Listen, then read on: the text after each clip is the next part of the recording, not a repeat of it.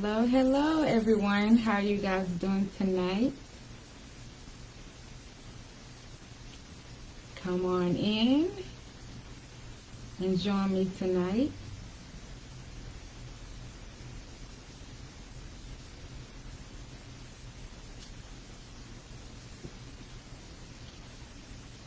Okay. Hello.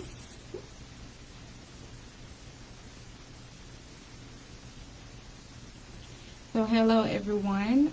I am Shalita Marshall, a certified life coach specializing in divorce support. What is a divorce coach, you ask? A divorce coach is a professional who will help you set goals designed to support, motivate, and guide you through a divorce. So tonight I will share with you some steps to take when an attorney of a narcissist contacts you. So we'll start with manipulation. Manipulation is the action of manipulating someone in a clever or unethical manner. A narcissist uses manipulation tactics to get you to do whatever it is that they want, disregarding your feelings. When I received the phone call from his lawyer, fear crept in. And only for a second, but then I thought, what is there to be afraid of?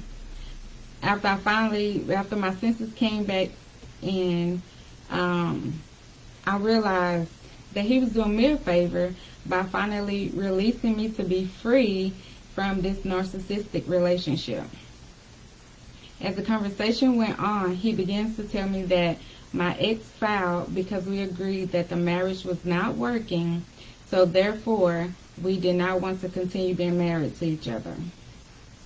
Now keep in mind that months before that, he packed up all his things and moved out without saying a word to me. So I was super confused as to what the lawyer was telling me, because we had not discussed getting a divorce, let alone the reason why he even moved out. So here I am still trying to figure out what was happening, what was going on between us, because 2 months before he moved out, we had just taken a family vacation. Like, everything was good.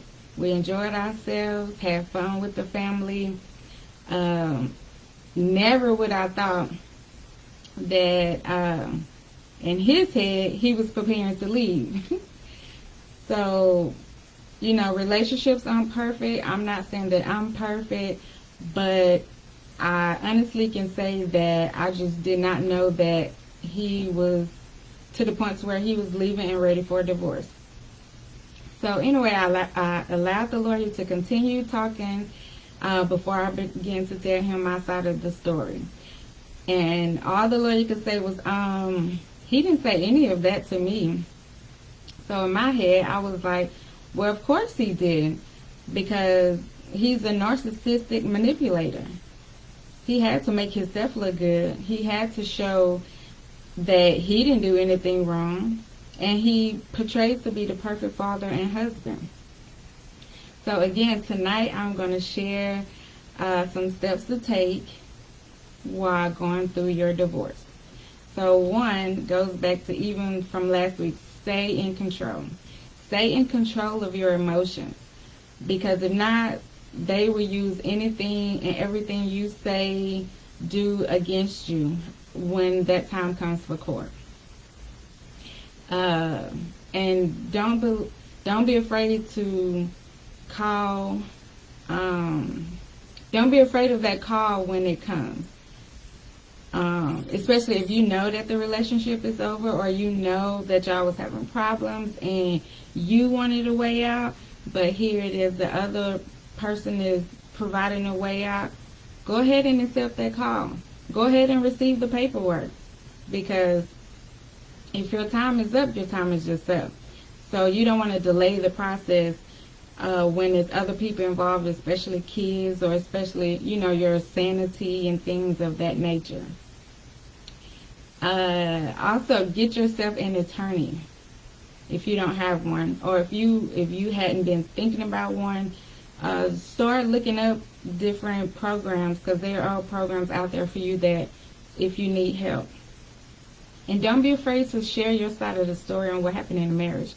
Even though the person may have filed or got the lawyer first, you still have the right to tell your side.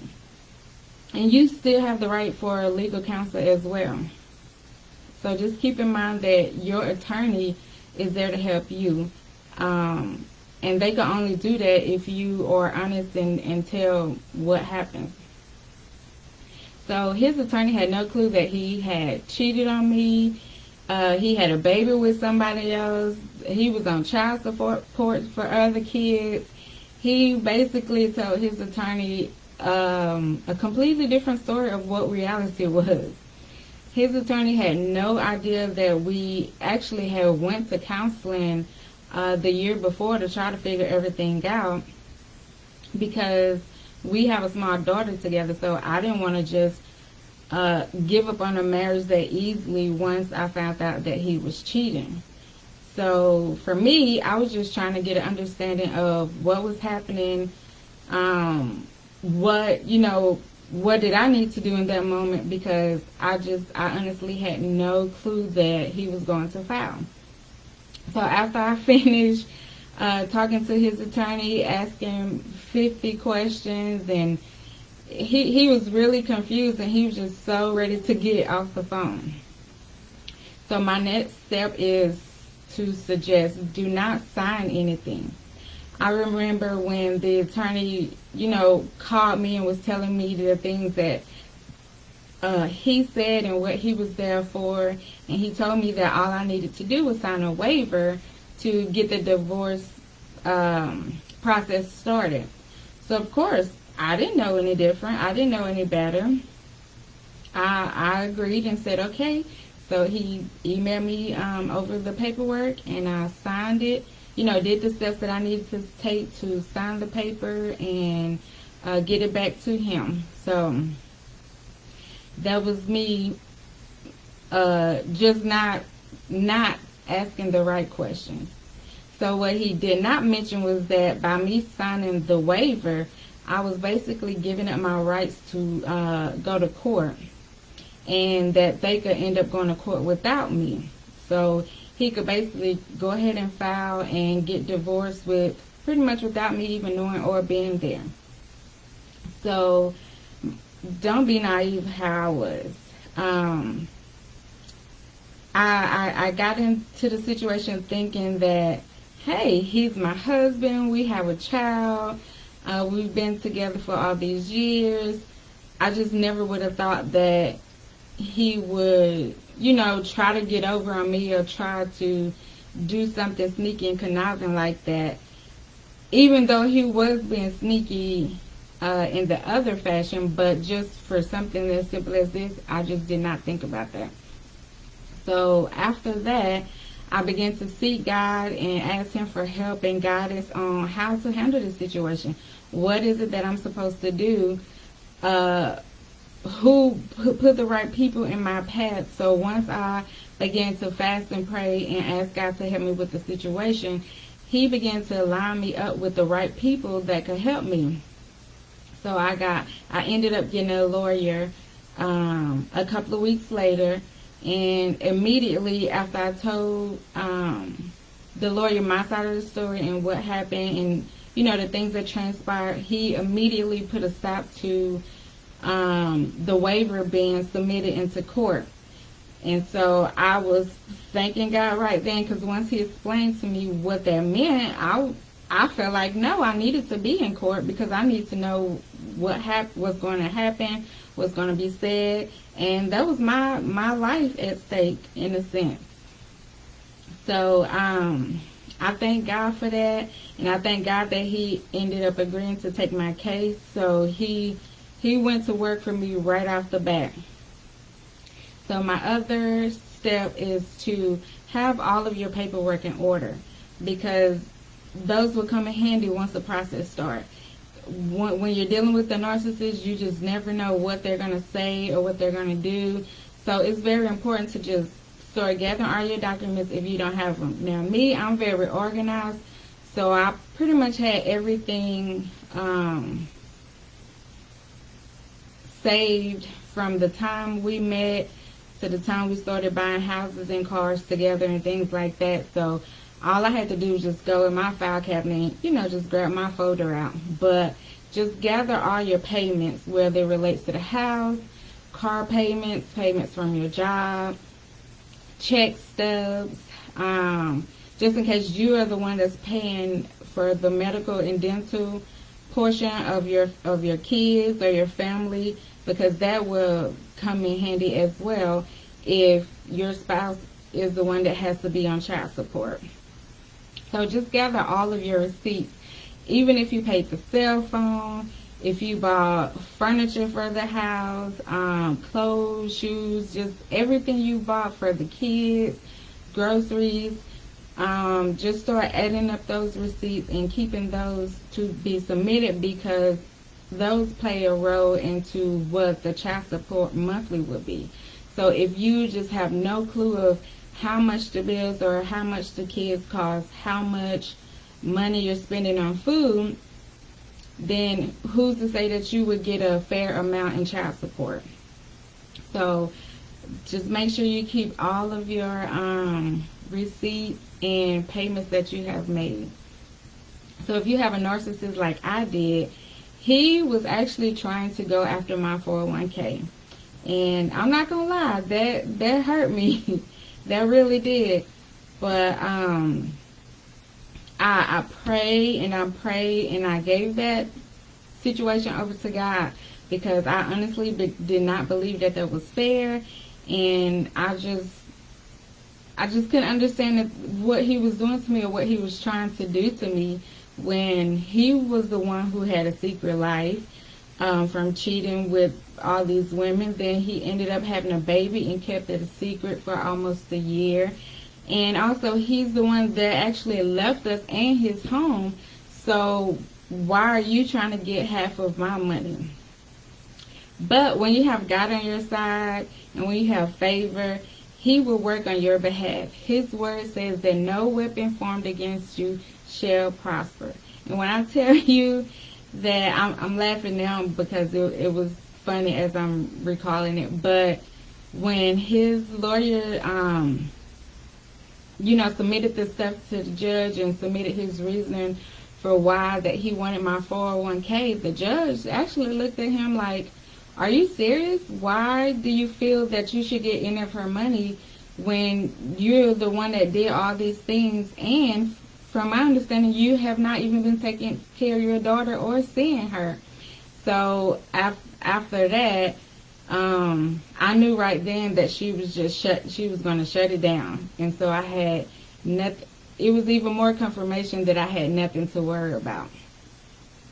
So after she asked him those questions, he didn't have anything to say. He just sat there like he normally does and look. And he was I can tell that he was mad, because for some reason in his head he thought he was going to actually get half of my 401k. So after all that, we discussed the child support and the arrangements and visitations and all that. It was like 10 minutes later I was divorced.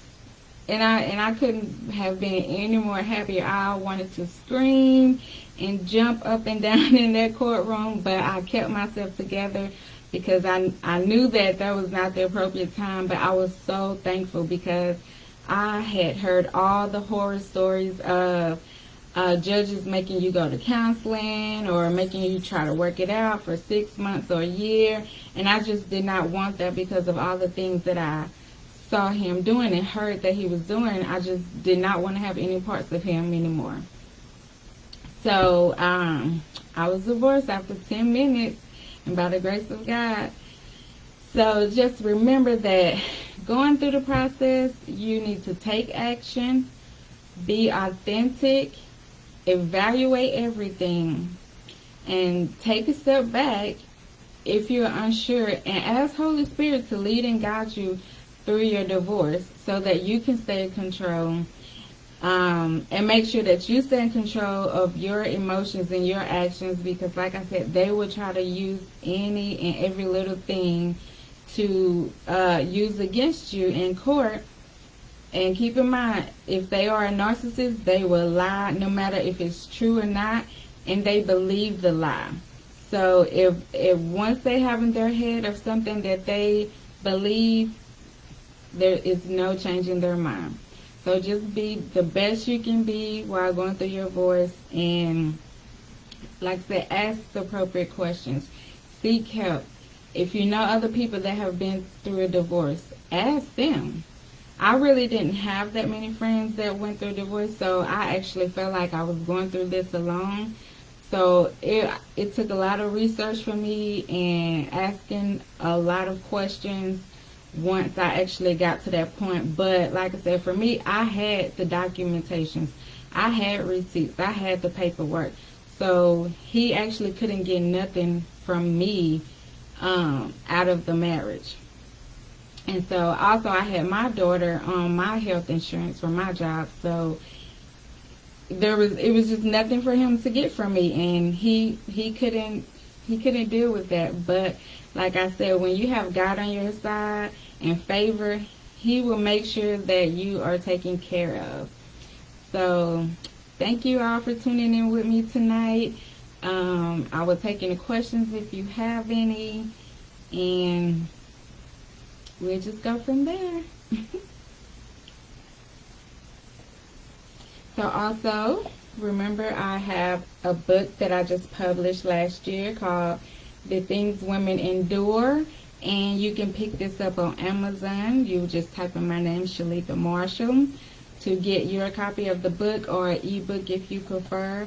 It's also on Audible, so you can get it downloaded straight to your phone and listen to it that way.